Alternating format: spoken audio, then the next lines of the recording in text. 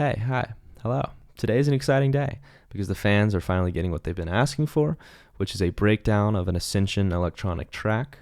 Today will be I Orbit, the single that I released a few months ago. This is a more melodic dubstep track, but it is the most frequently asked song to break down. So I'll be doing this one today. I'm open to doing others or remixes in the future. However, I will say these are not necessarily your typical EDM producer style of breakdowns. I am one who focuses more on the art and the theme and the tone and the energy and the structure of the song rather than the technical side. So if you're looking for a lot of producer-heavy tips when it comes to post-production and Ableton tips and all that stuff, I might not be the one to go to. This is a very simple project file, yet I would argue it still sounds just as good as anything else out there. But again, it is an art, so to each their own. And what may sound good to my ears might not sound good to your ears. I think subconsciously our ears know right from wrong in certain scenarios when it comes to art. There is no yes or no or correct answer in art, but there are basic ground rules that we must follow for each specific genre when it comes to music. Okay, so we have our project file here, and we're going to start out. I'm just going to play the first, minute of the song or so, just so you guys get a refresher on how it sounds.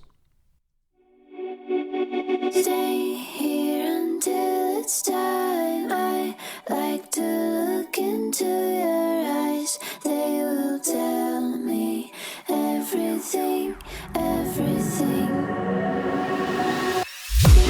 Are you waiting for this moment? Something strange is going on, babe. How's it gonna change when the ground is shifting under my feet? I could just go insane. I could just go insane,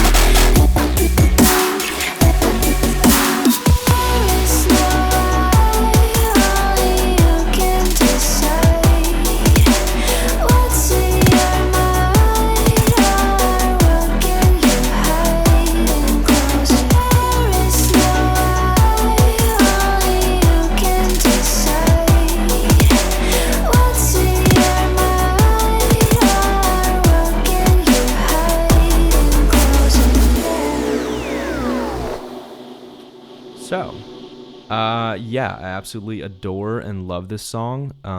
Shout out to the amazing OLYA for just incredible, angelic vocals. She is absolutely incredible. Go check out her own stuff. So, to start a track, I would say the best way to do it is to think of inspiration. If you can't think of your own idea, think about some of your favorite songs and the ones that you would want to try to recapture. I randomly will wake up at 3 a.m. and find an idea or play it out on the piano. But that being said, I still take inspiration from other songs. In fact, there are 2 songs that inspired this song. If you guess and comment them correctly, I don't know. I don't really have anything to give you. I'll give you more music, I guess. I don't know. I like to create vocals and music and sound design and everything from myself and the people that I know. In other words, I don't like using samples. Now, if somebody else uses samples, I have no problem with it whatsoever. I do not look down upon it. However, it's just a personal condition of mine. It's like me trying to make the art, but I'm just dragging and dropping instead of actually spending the time to create it myself. And that goes for vocals, that goes for synthesizers, basses, really anything besides maybe drums and and sound effects, your risers and downlifters and stuff, as you see here. But really anything when it comes to like Serum, sound design for basses and any of that stuff I listed, and vocals, I like to record and create my own from scratch. So some songs I don't because of timing and just because I'm okay with it. But it does still bother me when it doesn't come from my room and studio here. So reach out, find people that like to sing, they're always looking for tracks to be on. So just as much as you're wanting them to be on it. So I want to start by saying, like I mentioned a little bit earlier briefly, I focus more on the art than the technology. And that's a tough thing to do in EDM, but I found it possible to do and still maintain a level of professionalism while doing so. How you do that? This is a perfect song, I think, to showcase that. This is a simple song. Believe it or not, 128 tracks it's a good amount, but it's not. There's been much, much more on most heavy dubstep songs. So this one is very, very surprisingly clean. I don't know why this is so color-coded and not many things are named properly, but it's a lot of sound effects. It's a lot of vocal heavy stuff. And then it's simple melodies. So let's start with, what should we start with? I know the basses is what everyone is wondering, but we can start with the basses. No, let's start with the percussion real quick. My percussion there's not much on it. And I think the more simple you keep things, look at my master. There's nothing here except for this utility thing, which is just a loudness thing. There's not much, and I think you don't need much. And when people have a lot, it's just because either one, they want it louder or more fierce, or two, there's so much stuff that they have to put on a lot of stuff in order for it to compete with each other. So, and there's nothing wrong with that. It's however you can get it to sound good. With me, it's more of how it sounds good to this instead of how it looks good to me. Your kick is very standard. I have 2 kicks right here. It's the way I do percussion and drums is very unconventional, apparently. When I do collaborations with other artists, they are quite confused sometimes. So they're like, how does this work? And I'm not sure, but train your ear is, I'd say, the best answer to that. Just keep listening to songs over and over. Don't listen to the full song. And when you like a song, listen to 20 seconds of it 10 times. You know how when you watch a movie and then you watch it again and then you watch it again and you keep noticing something new and different every single time you watch it? It's the same thing with songs. For drums, I have my kicks, and then I do have the snares combined and grouped. But if you see on the snares, there's really nothing here. There's just a few EQs. I have some plugins to give it more impact and punch, which this one's literally called punch. There's a lot of snares here, I'll tell you that. So maybe you don't need this many, but these are very reverbed, which is unconventional for dubstep. You want a thick, usually snappy and clear and crisp snare, but because this is melodic dubstep, I tend to go more reverbed-esque, which you would notice especially like Slander does a great job of. They do a lot of reverb on their snares when it comes to their melodic stuff, and it gives it a more poppy feeling. So yeah, just a lot of snares over each other, and there's not really much here except for reverb and a few EQ things. So let's just actually move on to the basses, which is what a lot of people are here for. Again, basses, it's simple. It's about spacing. A lot of what my mindset is, and you'll hear this when I'm explaining certain sounds and tones, is texture versus melody. And that is what EDM is all about. And I'm talking about standard dubstep, drum and bass, house, that type of stuff, compared to like rhythm and tear out, or even some heavy dubstep. When it comes to heavier styles of EDM, you can't necessarily hear the notes sometimes, what key it's in, the chord, there's no chords or anything because it's more sound effects. But what a lot of EDM artists struggle with is the balance between texture, which is your sound design and how it makes your ears tickle and brain tickle and all that stuff, compared to can you still sing along / hear the notes in your head. And that's more of a subconscious psychological thing that I think there isn't necessarily a direct answer to that, but the better that your ear is trained, the more you're able to balance that. And Subtronics is probably the best example of that. There's just certain, I would say Chaos Theory actually is a perfect example of notes and textures. Is great because he's a musician too, obviously. So just know when I'm explaining things or breaking it down, it's always in the mindset of texture versus melody. So the bass is only about 5 layers, and that includes sub too. And that's honestly not on its own layer this time. This is just a sub in Serum on a regular layer here. So it's a 2-in-1. Usually a lot of people have their subs separated, which I have done on songs too. For this one, it didn't need it. So how do you get them so heavy or they just fit perfectly within the mix? And look at the processing on this. There's really nothing. Like literally, there's like barely anything on here. Simplicity wins, dude. I swear. Not all the time, and to each their own. But a lot of the time, instead of competing, it's placement and it's timing. It's so much timing. So if you look at the Serum, and you can like screenshot this, I guess, sound that I made or whatever, but you'll notice that every single one of these is the same thing that I've created. I just duplicated it and then adjusted slight things. So what's the difference between this one and this? Well, the oscillator B is just a different sound. It's a different octave. The noise is maybe a little bit different, I imagine. Yeah, there's no noise on the bass. Maybe the cutoff is different on the filter. You just kind of mess around, slightly vary it, and then you'll get a cool texture when you add the 2 together, or 5 together, or 10. So you have this top one, which is the high one, and then I kind of work down in a frequency layered way, or organizational way, I guess. So the first one would be your high end, which is this sparkly type of thing. And then you have just a little bit lower of an octave, which is more gritty and distorted.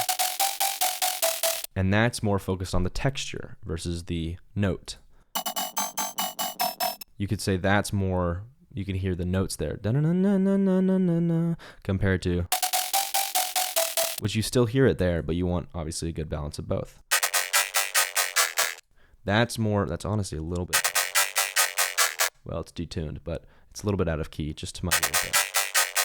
You can get away with that in EDM. This one is just a slightly different LFO style. I've mapped the LFO to the noise and just a little bit of other things too. I guess I didn't even use the filter here.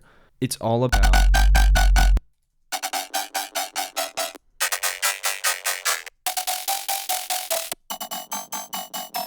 see, it's the same thing. It's just a little bit different of tones and texture. Same notes. So, or you could have different notes, which causes chords, but the same texture. Now here is a little bit different of production style. It's the sub on the same layer as one of the basses. Why did I do that? It just worked. I would have separated it if it needed to, but I didn't feel the need to because it sounded good by itself. And I would say learn and grow and trust your ear more than your hands and eyes. Because music is for the ears, film is for the eyes, everything is for the mind and soul. Not to get too deep, but trust your ears. That's basically what I'm trying to say. When it comes to melody, that's a tougher thing to teach because I'm classically trained for 13 years or whatever and been in multiple bands and stuff. It's tough to explain that and teach that. That would be more of like YouTube tutorials or lessons on an instrument. So while this is a more melodic focused song, it's never been easier to get away with making good music and not knowing music at all because of this type of thing, which is called a computer. And for EDM, that is most definitely the case. So let's go back to something that I like to talk about a lot, which is theme. And theme always is your guide. It's your wizard that takes you down the path and makes sure that you're well on your way. It is the thing that makes or breaks a song, in my opinion, because nowadays the market is so saturated that if you put out your song, it's not going to do anything. And even if your song does something, does it really strike people here, or do they just like it here? I keep getting pretty deep here, but I think it is important to know what is a mainstream hit versus what is something that betters this art form. I'll explain that with this right here. I'm not saying this song is like the key to that or whatever is an example of that. I'm not even saying that. But I am saying that there's this theme here that repeats, and there's a verse, a chorus, a verse, and a chorus, and then an intro and an outro. That's the most standard structure of song that you're going to get. In EDM, the choruses are considered the drops, and then you have your build-ups or whatever too. Don't really have bridges in EDM, although that would be kind of cool. So what I did in order to create theme here is I basically synced or synchronized, doing it by hand, not by any sort of production thing. I chopped up the vocals to have the same notation or rhythm as the bass. It's actually not the same notes, but it is the same rhythm. And that gives you not just the bass by itself, but it gives you this sense of because the human voice is the most special instrument. And if you can incorporate that into EDM, that's when you get the hits, as far as the melodic hits. That's not talking about dubstep as a whole. But if you can hear this, and there's the drop. I like to look into your eyes. They will tell me everything. Stay here until it's time. I like to look into your eyes. They will tell. So it's got this glitchy sort of tone, but the theme is na na na na na na, and that's still on top of the same notes here. And together, that's when it hits. Without drums, without cymbals, without any of that stuff. Stay here and I like to look into your eyes. They will tell me everything. Stay here until it's time. So you can hear that right there. The bass and the vocals are doing the same rhythm, same notes. It's time. I guess it's one note that's different, but it's all about the direction of your song. I mean, it's like creating a character in a video game. You want to make it unique. You want to make it memorable. As far as translating that to music, it's all about either synchronization. It's just about the character that you add in. It's like the spice on top. And so you can have all these elements. You can have all this sound professional by themselves, super produced or whatever, and it can still fall flat because you don't have any sort of theme. So how can we make this make sense for someone that is just getting into producing? Well, let's take a look at the verses. The verses are extremely simple and they're vocal heavy, which is why maybe this isn't the best tutorial or best song to use for this first tutorial. When it comes to heavier dubstep, I'll make one for that, and it should be a lot easier to explain in a production sense. So your verse is guided by the vocals. Are you waiting for this moment? A lot of reverb, just 'cause it's Something that type of song. strange is going on, babe. How is it gonna change? So you have your vocals there, but then the bass, I tried to emulate some sort of Zed's Deddy style, or wubby.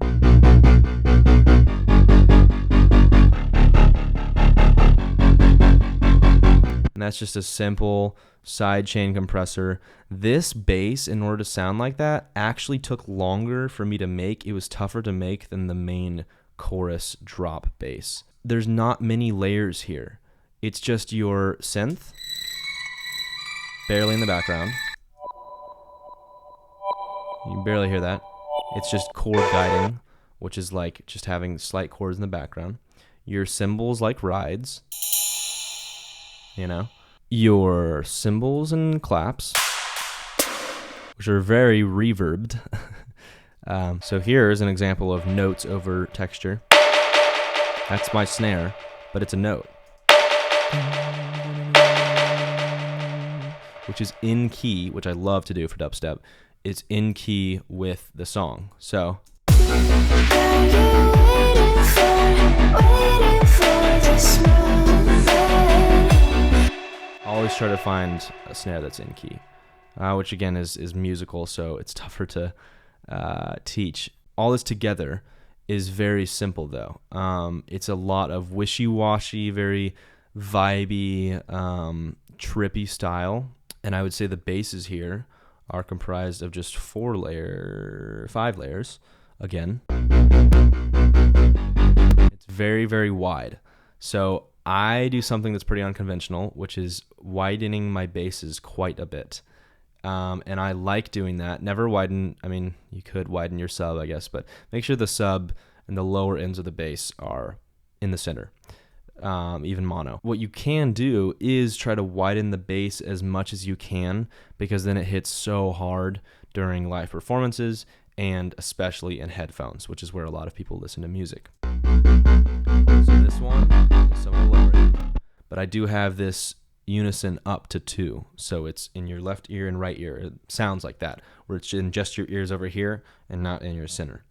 I love the idea of like 8D audio and stuff. I mean, it's just so cool to me. This is unison 4, and the more unison you have, the more you should lower the D tune right here, or else it's gonna make the note out of tune. This one, I don't think is, yeah, it's just a tiny bit spread to your left and right ears. I like to say it like that because it's the easiest to imagine. It's like behind your head, then like right in the center of your forehead, which is where the sub should be, by the way. Yeah, try to get those basses spread out just a little bit more. I use either in Serum, or if you are not using Serum, like Vital, you can do it in Vital too. But there's also this plugin I have that's part of the Avox or Avix, I don't know how you pronounce it, but it's the vocal thing. It's auto-tune, basically. It's the auto-tune package. And Duo is like one of my favorite things. It just widens it. It doubles it, puts it back here instead of up here, and it is just so nice. I don't think you're really supposed to use it like that, but again, unconventional ways can lead to some of the greatest discoveries. So I want to talk about something that is really well done by Subtronics. And that is, again, having to do with the texture versus melody balance. And that is something that maybe some people don't notice, but is apparent in almost every single song of his, which is a little synth over the top of whatever bass is going on. And it's just a little pluck synth. Just that little, just some sort of off melody, which is a melody that is still in the same key, kind of has the same rhythm sometimes, but is different notes. And what that does, it like substitutes for the high end and subconsciously makes us like the song more. I don't really know why that's the case, but it's kind of this like high end space filler. And let's see what this one, yeah, so this one I called Alien Pluck, and it's really just a simple, and we can hear it with the basses.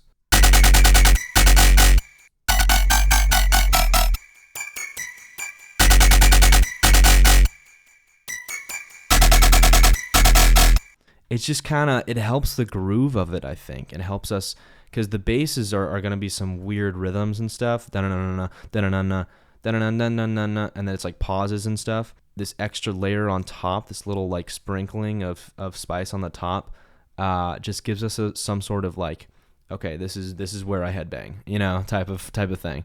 And I think that's what Subtronics does quite a bit, and it helps a lot. And that gives you space and room to do whatever you want with your basses. I want to try, let's see, what's one more thing that could really help people? Let's talk about the second drop real quick. I think second drops are so undervalued. I think a lot of people will copy and paste, and that's just never, I honestly have a little bit of guilt, kind of just personally, of copy and pasting this and then just making it slightly varied. That's because this is more pop heavy, so people want the same chorus twice because it's the chorus. But I think, like with AFB1, which is, you know, Excision and Subtronics' new song, or like newer song, that second drop is so different than the first drop. One of my favorite songs that I produced, Phone Bones, the second drop is like basically just a different genre. It's just wubby and experimental and so odd compared to the first drop. which is heavy and hard. And that way, live performances, you can switch things up. And then also it just keeps the listener entertained, but then it's just also fun to do. You know, can you keep the same song going, but almost transition it into a different song? And that's like so entertaining and fun to me as an artist. So iOrbit is not the best example of this, but I will say the bass, although it's the same bass, I think. Ooh, there I was experimenting with a lot of different stuff. Oh God.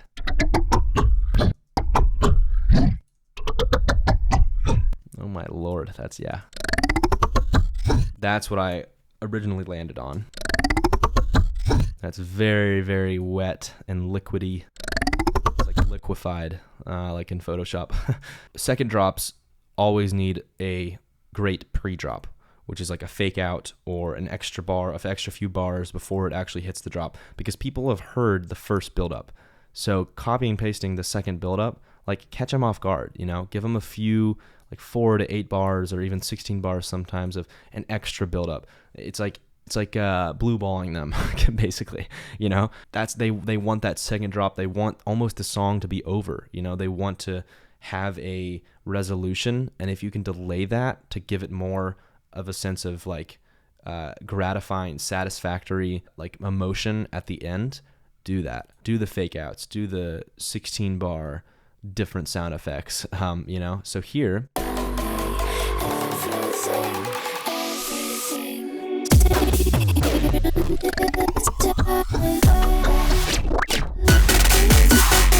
That little right beforehand, this is what was it? Chase and Status. I can't remember who said this, but it's such a great tip. Cut out your low end and basses right before the drop hits. Those last 4 bars are so important right before the drop hits. So here, right there, I love pauses before drops go so hard, because it's like literally you're cutting the music beforehand. You can't blue ball them more than that, you know? Like you're literally cutting out everything. You'll notice that on a lot of my songs is there's just a little bit of silence. Like if you look at the last bar, and there's nothing. There's nothing for like a half a bar. All that to say, and I totally agree with it. It's like, make sure that the buildup can be super strong and super heavy, but then give it that silence before it's the darkness before the light. So here, it's the same drop. It's just that synth is literally copy and pasted. Wow. Let's see what Vital is. Oh, there's a little noise layer. If your basses aren't hitting hard sometimes, maybe just add a little noise layer. It's literally just white noise or pink noise. So that's a new sound. And that is what I have as labeled as the pinball bass, which is very, very distorted. It's literally 100% on the distorted mix. And then it's boosted up your octave, your sub is still there, and then lots of noise. And that noise seems like it's distorted, even though it's a direct out noise. And when you add these together, it's still the same bass from previously.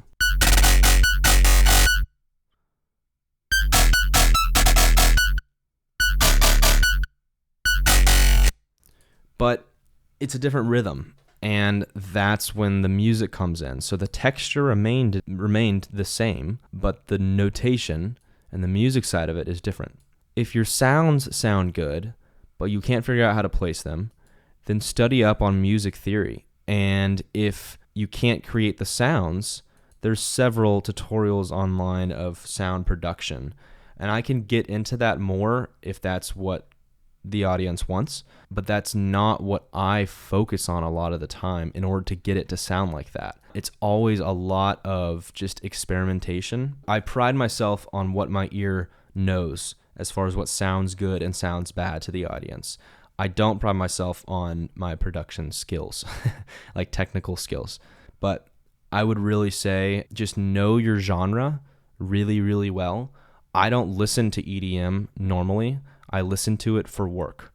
That's what I listen to it for. I'm also, this is like personal stuff, but I'm also not trying to end up doing EDM, but it is extremely fun to do. So for that, I'm doing that for right now as a pathway to other musical genres. I would say think of your music as any other hobby that you have. So I love film. So I think of music as a story.